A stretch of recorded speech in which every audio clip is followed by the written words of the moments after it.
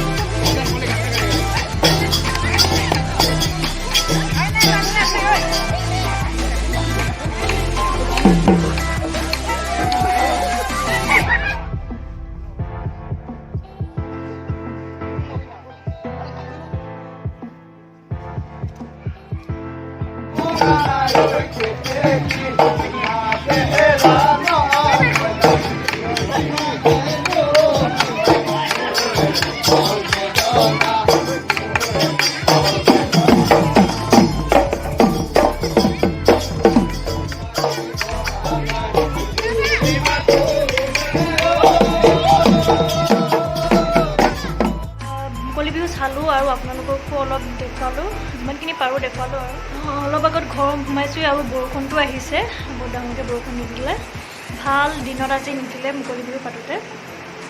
আৰু এতিয়া আন্ধাৰে হ'ল আৰু গধূলি হৈ গ'ল, বৰষুণটো পূৰা ডাঙৰকৈ আহিছে, ভাল মানে আহি সোমালোহি আৰু, নহ'লে তিতিলোহেঁতেন। আৰু আজি ভিডিঅ'টো চাই কেনেকুৱা পালে ক'ব, আৰু যদি চাই ভাল পালে তেতিয়াহ'লে like, comment, share and subscribe কৰি দিব। তো বাই বাই।